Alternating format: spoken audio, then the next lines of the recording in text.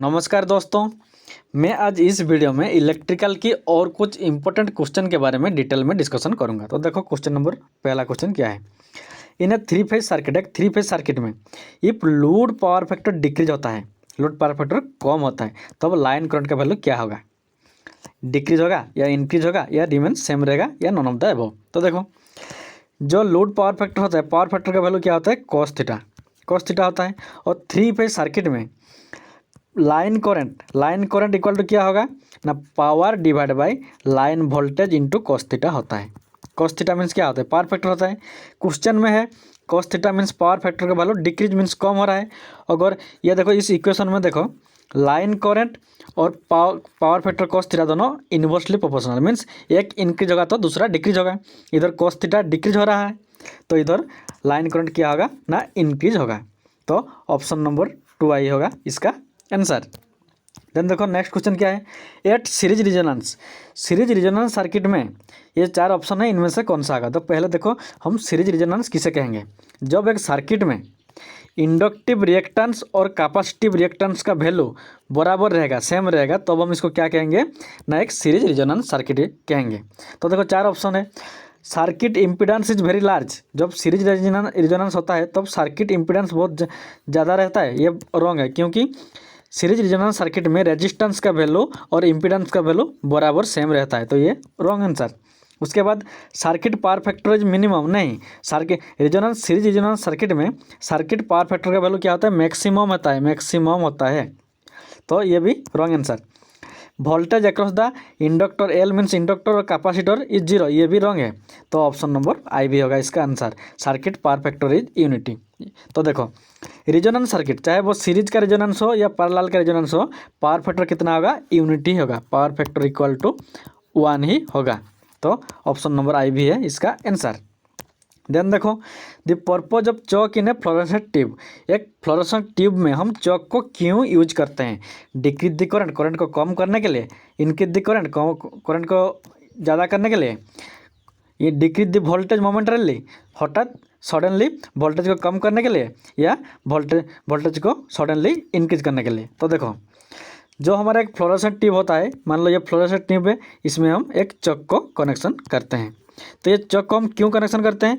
क्योंकि to increase the voltage momentarily, suddenly हमें voltage को इंक्रीज करना होता है। जब हम स्विचिंग करते हैं एक ट्यूबलाइट को, फ्लोरेसेंट ट्यूब को, तब हम क्या होता है, हमें बहुत सारा ज़्यादा वोल्टेज चाहिए, क्योंकि ये जो इसमें जो आयन होता है, इसको आयनाइज करने के लिए बहुत सारा वोल्टेज ज़रूरत होता है। तो इसीलिए हम क्या करते हैं ना, to increase the voltage momentarily at starting. तो ऑप्शन नंबर आई भी इसका आंसर होगा। द नेक्स्ट क्वेश्चन देखो, the commercial lead acid cell, जो बैटरी होता है लीड एसिड का सेल होता है, उसमें 15 प्लेट होता है, the number of negative plate कितना होगा? देखो एक सेल के अंदर पॉजिटिव प्लेट रहता है और नेगेटिव प्लेट रहता है, तो कितना टोटल 15 प्लेट है, उनमें से नेगेटिव कितना होगा? देखो सेल में, लीड सेल में क्या होता है, जो नेगेटिव प्लेट होता है वो पॉजिटिव प्लेट से एक ज़्यादा प्लेट रहता है, तो इसका आंसर क्या होगा? अगर नेगेटिव 8 रहेगा तो पॉजिटिव 7 रहेगा, एक ज़्यादा रहेगा नेगेटिव, तो इसका आंसर होगा 8 प्लेट रहता है। नेगेटिव प्लेट में 8 प्लेट, नेगेटिव 8 प्लेट होगा और पॉजिटिव 7 प्लेट होगा, तो ऑप्शन नंबर आई भी इसका आंसर होगा। नेक्स्ट क्वेश्चन देखो, when transformer primarily feed from AC its core is heated. देखो ये एक ट्रांसफार्मर का कोर है, ये प्राइमरी, ये सेकेंडरी है। जब हम एसी सप्लाई करते हैं प्राइमरी में, तो ये जो कोर है, ये प्राइमरी कोर हीट क्यों होता है? हीट हो रहा है मीन्स इसमें कुछ लॉसेस हो रहा है। तो देखो क्यों हो रहा है। परमेबिलिटी ऑफ कोर ये रॉन्ग, रिलक्टेंस ऑफ कोर ये भी रॉन्ग, फेरोमैग्नेटिक ये नो, हिस्टैरिसीस लॉस, इसी हिस्टैरिसीस लॉस के वजह से क्या होता है ना, ये प्राइमरी वाइंडिंग में हीट होता है।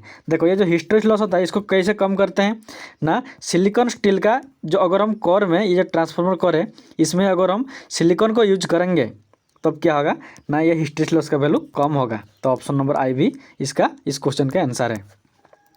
देन नेक्स्ट क्वेश्चन देखो, the filament of A electric ball is made of. Electric ball में जो फिलामेंट होता है वो जो 4 इनमें से किस मटेरियल से बना हुआ है? टंगस्टन में, निकल में, स्टील में, एल्यूमिनियम में। तो ये टंगस्टन में बना हुआ होता है, ये जो हमारा फिलामेंट होता है ये टंगस्टन में बना हुआ होता है। क्यों होता है? क्योंकि जो टंगस्टन होता है, टंगस्टन, इसका मेल्टिंग पॉइंट बहुत ज़्यादा होता है, जिससे ये बहुत जल्दी मेल्ट नहीं होता है। तो ऑप्शन नंबर आई होगा इसका आंसर। देन नेक्स्ट क्वेश्चन देखो, the resistance of a straight conductor is independent of. देखो मान लो ये एक वायर है, इसका रेजिस्टेंस किस पर डिपेंड करता है? तो रेजिस्टेंस का फॉर्मूला क्या होता है? L by A.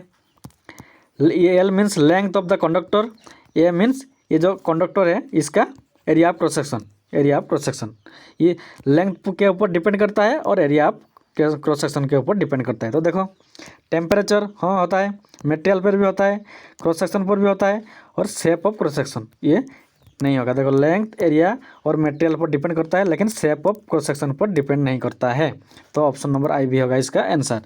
देन देखो आज के लिए इतना ही, तो थैंक यू।